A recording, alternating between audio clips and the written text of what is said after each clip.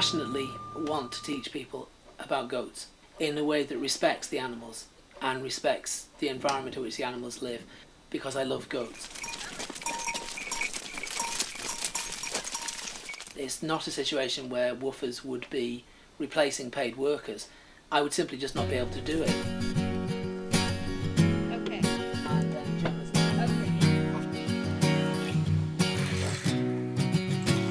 Look at that. It's okay. Oh.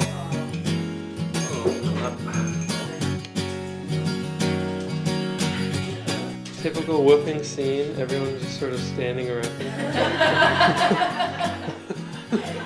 Woofers cost money because you have to feed them and you have to give them somewhere to live and all that kind of stuff.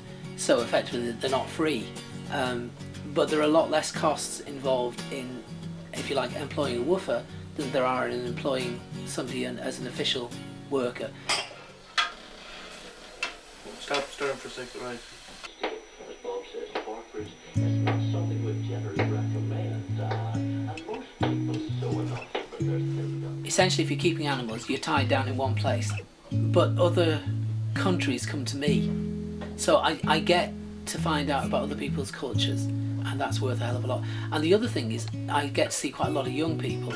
That's interesting because you find out kind of, you know, what people are thinking like now as opposed to what people were thinking when I was that age. Seriously, you learn a lot from him, really. But the really important thing, you met goats. Now I'm trying to be one of them, as you can see.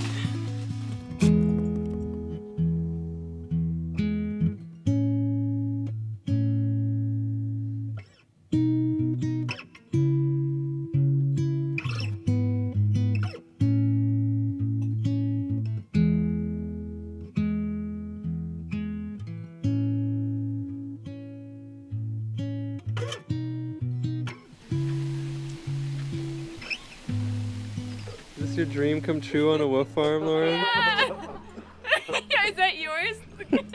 Hey. That's really what it's about. It's ultimately trying, however hard it is, to do something that I believe in, that I find satisfying.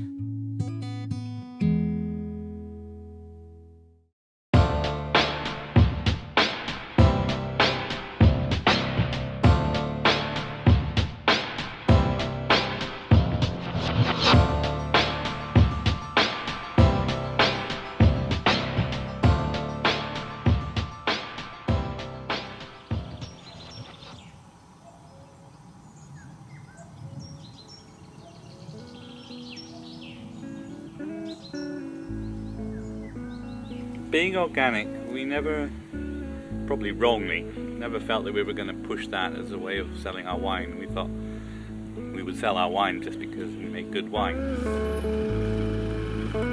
One day somebody turned up and said he was from WWOOF. My parents said, what?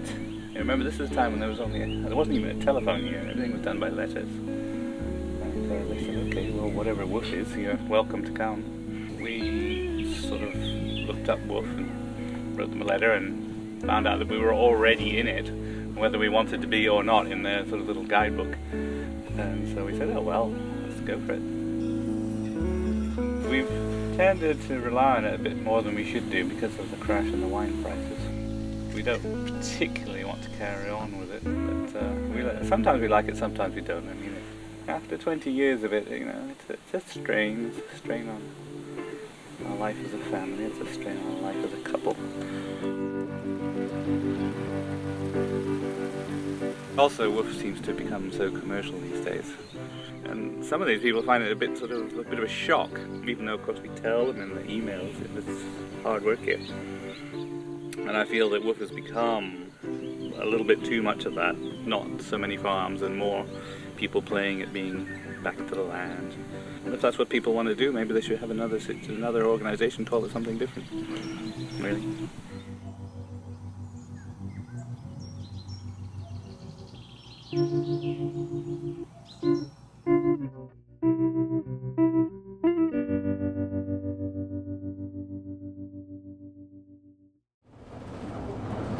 The next station is Hounslow West. Please mind the gap between the train and the platform. This train is going to Heathrow Terminals 1, 2, 3 and 5.